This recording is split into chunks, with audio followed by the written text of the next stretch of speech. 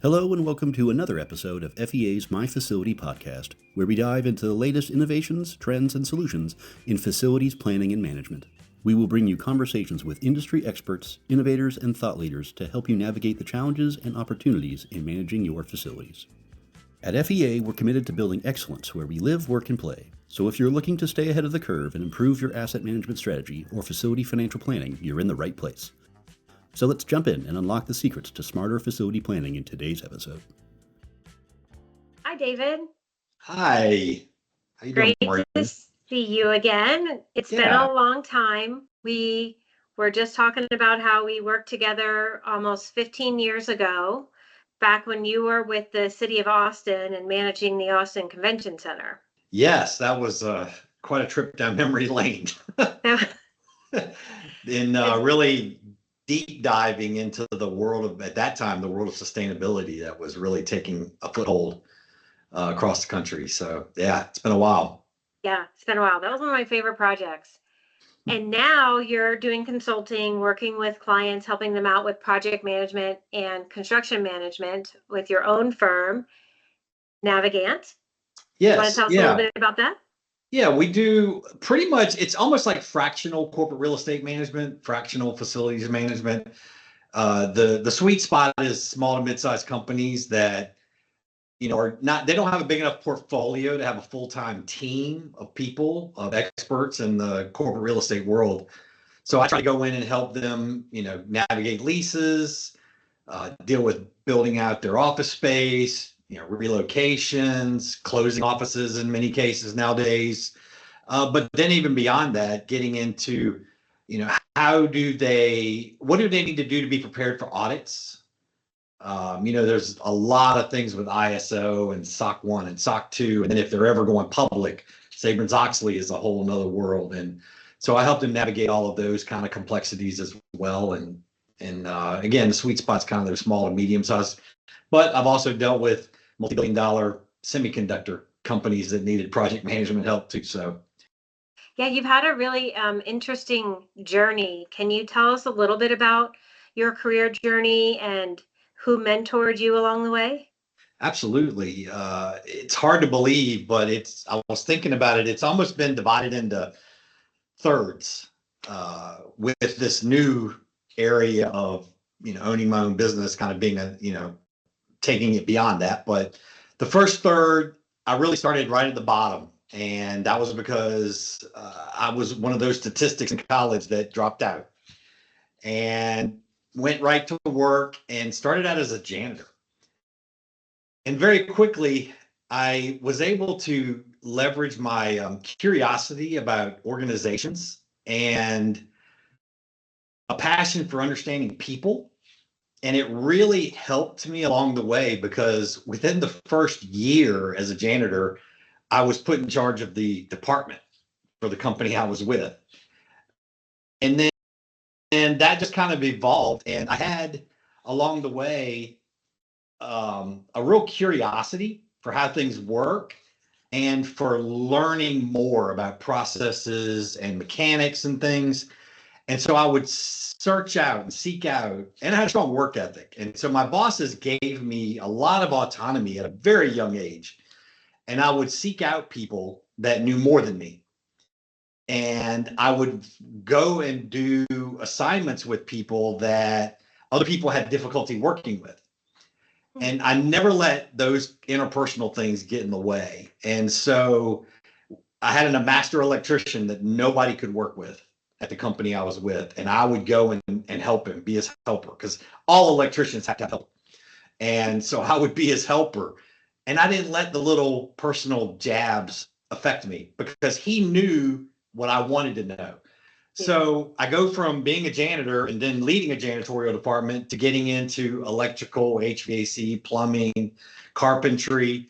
And all of that was just by finding people that knew these things, hanging out with the Johnson Controls people when they would come to the site, and learning about controls and automations back then when it was all in DOS. So I went back to school, got my degree, and I now have a foundation paired with that piece of paper that opened many, many, many more doors. And from there, I went to the city of Virginia Beach, and was part of the construction team that built the Virginia Beach Convention Center. That opened the door for me to move to Austin, run the Austin Convention Center, which is where we met many years ago. And that convention center government area kind of filled the middle third of my career. From there, I really got antsy and wanted to get into the private sector. And I got what ultimately ended up being the dream job, which was a global tech company where I was tasked with running their corporate real estate around the world and building teams. But even in that, I started out as a contractor. And then within a year, they had put me in charge of the department. And that grew to 40 offices around the world. And that was kind of the third of my career. I left there and decided to start my own company and see how this goes. And I really like the idea of trying to help other companies navigate these processes. But the uniqueness, I guess, about my mentoring was that there was no one person that helped me along the way. It was a lot of me seeking and searching for who were people that knew what I didn't know and sitting at their feet basically and learning. And having the relationships with my bosses that gave me a lot of autonomy throughout my entire career to do those types of things. Working with you guys, I learned a ton. That's mentoring. The relationships that we had, Lori, Chris, all of you guys through IFMA really poured into me and a different part of my career. That, was something that I was in my toolbox to use going forward. And then in the last third, I was really able to then become the mentor in a lot of ways. There's been a lot of little things along the way, but all built through relationships and all built through me going out and seeking out those relationships and building those relationships and bonds with people. Yeah, and that definitely comes through you telling your story, that there's those relationships that have built that.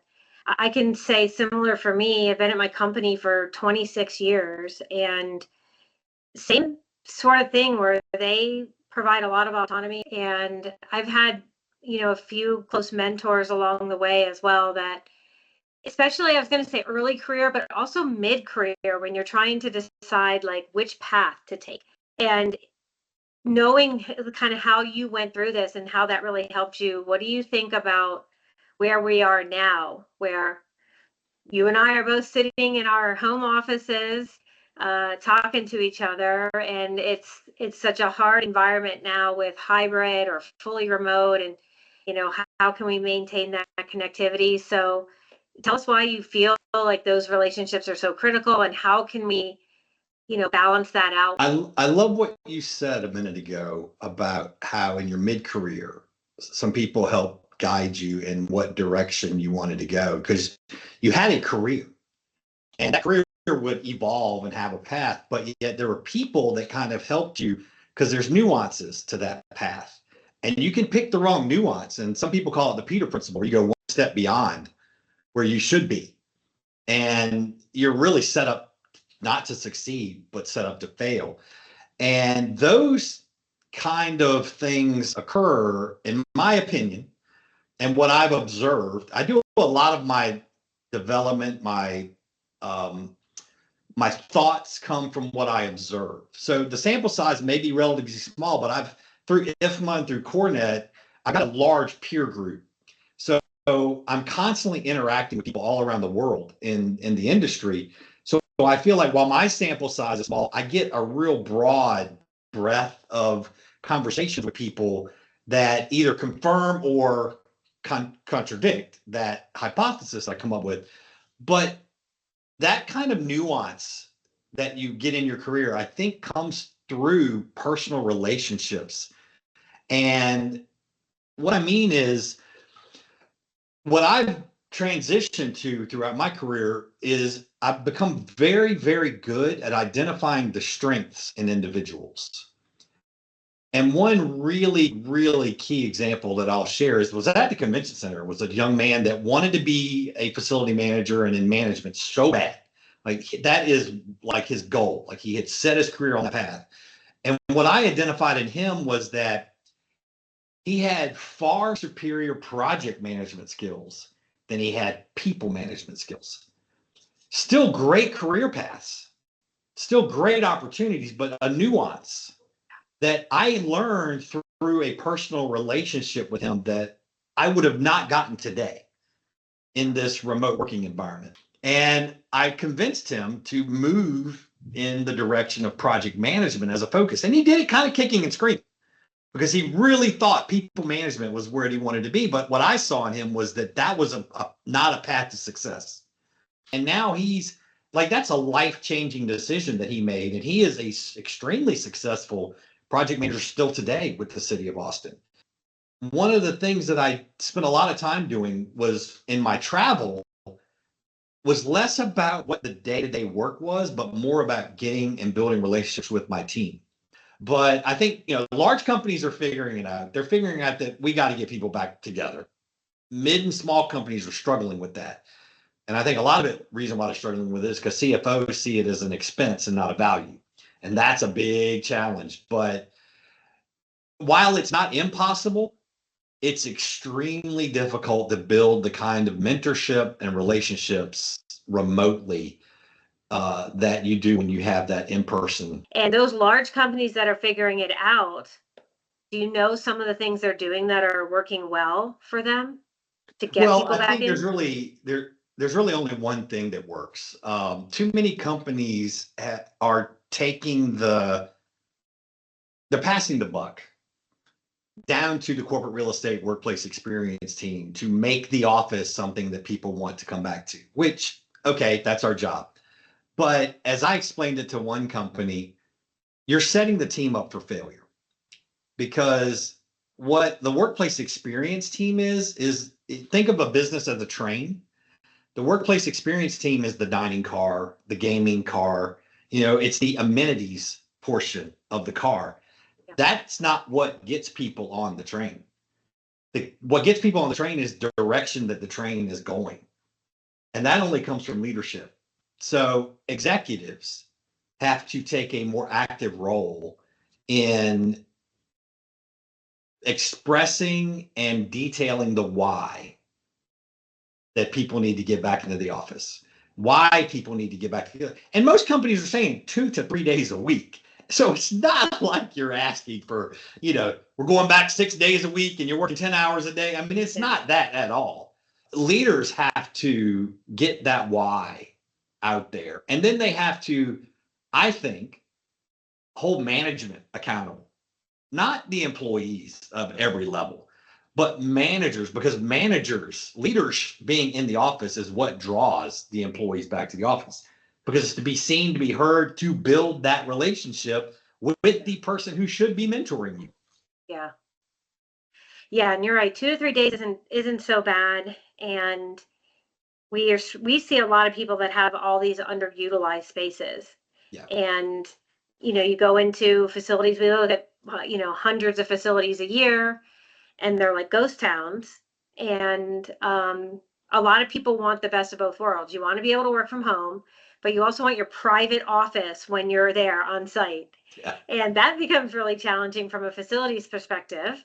It's hard. So what are some of the ways that organizations are rethinking space? I know you mentioned getting leadership on board and making sure there's a reason for them to come first. Yeah, there's a few different ways that I see companies looking at it. One is, CFOs, again, they want 90% utilization of whatever we have. Right. Which, first and foremost, there was never 90%. Even in 2018, there was no 90%. That number doesn't exist. You've got vacations, you've got this, you've got that. There's always some reason why the optimal levels are probably in the 65 to 75% range. That's where expectations should be set. So that needs to be addressed first. But beyond that, you have different points of thought. One is, and I have not seen a company do shared desking work well. And that goes back to the People want their own private space where they put their picture of their family up on their little board or whatever. In a perfect world, that is what should be done, is that teams within a company decide what 2 days are you in or what 3 days are you in. Some companies are doing, if you're willing to come in on Mondays and Fridays, you only have to come in 2 days a week, because Mondays and Fridays are the hardest 2 days to get people in because people want the longer weekend. Yeah. Which should tell you something about the whole work from home thing to begin with, that Mondays and Fridays are the hardest days to get anybody to come in. But it's like, if your team is Tuesday, Wednesday, Thursday, you've got to do 3 days. If you'll take Monday and Friday, your team only has to do 2 days. So I've heard companies have utilized that with some success. Again, the challenge is the whole, how do you share desk space? And I think you're dealing with thousands of years of embedded mental culture of what people expect. And that's a challenge that I don't know that anyone has solved. Maybe they have. I haven't seen it. But that would be the perfect scenario. But what I see a lot of companies doing are focusing more on, how do we bring in teams that have now, in a lot of cases, spread out across the country or across the continent? And how do we set up our office so that we can bring these people together? And so offices in a lot of companies are becoming event spaces. They're being utilized as, instead of just a traditional boardroom, meeting room, huddle room, designers and corporate real estate teams need to be thinking about, from a hospitality convention center type mentality, a hoteling type mentality, which is very different than a traditional meeting space in an office. If this is how the company wants to use their space, where we're bringing teams together, there are different elements that you get in a hotel meeting space that are very, very vital. A simple thing that I've done now for years with my previous companies is operable walls between rooms, because sometimes you need a 40-person room. Yeah. But very rarely do you need a 40-person room. So that room sits empty or has one person sitting in it 90% of the time. So making rooms that are divisible with operable walls, which is a hotel type mentality, is heavily impacts utilization of a space.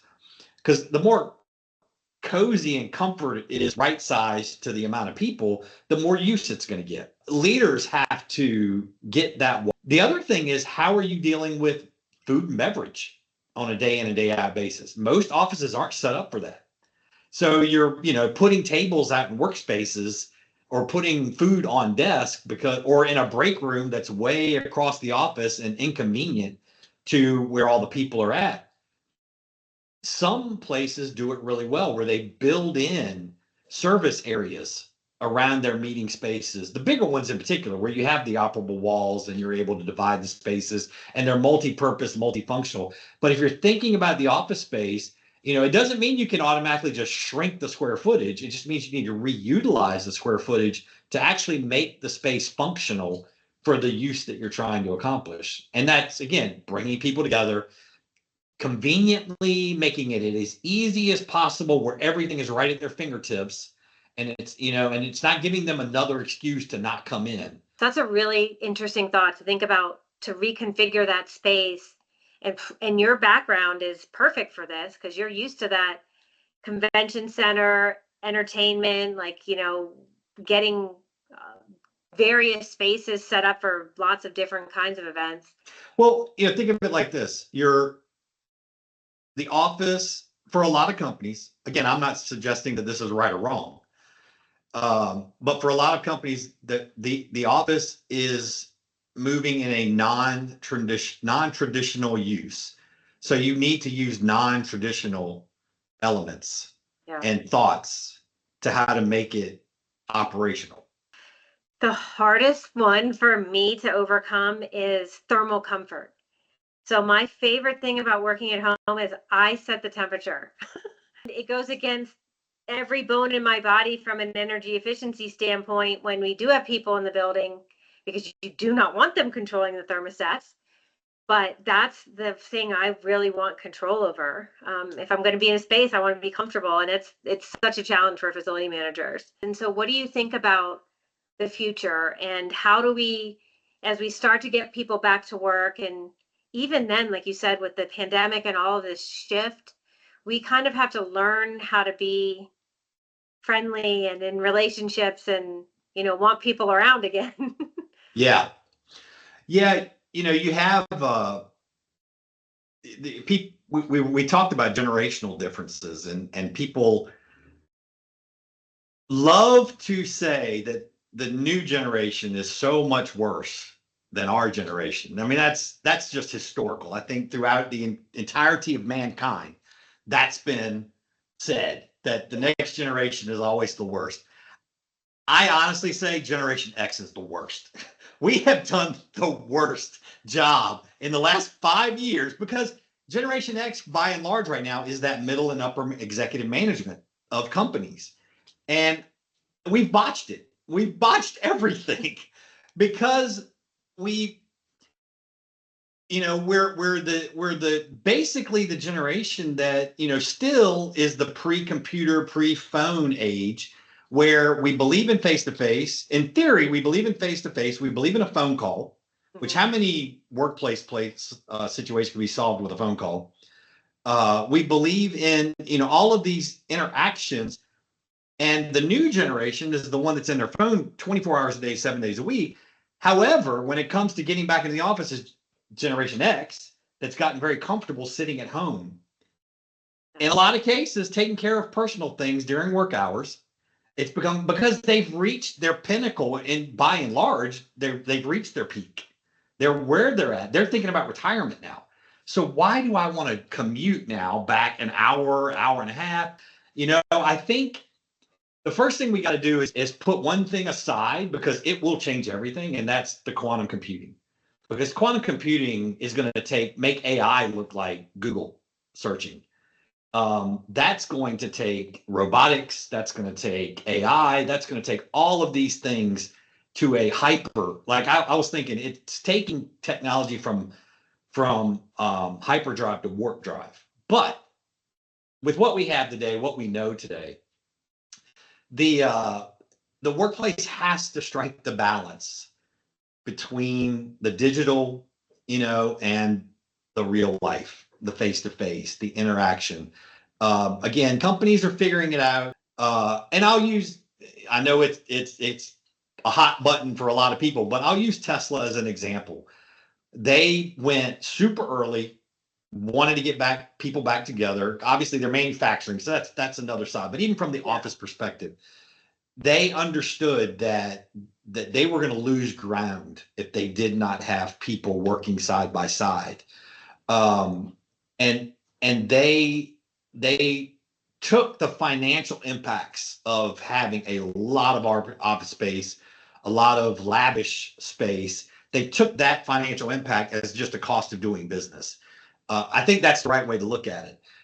But I think we're going to find more and more companies are going to get back to, we need to have less, bigger offices, where we get our different departments and different teams, because the ability to walk over to an accountant to talk about why a bill needs to get paid, or how quickly a security deposit needs to get paid, versus teamsing them and then maybe a day later getting a response, or I think we're going to find that begin to, not quickly, but the pendulum will begin to swing back towards face to face.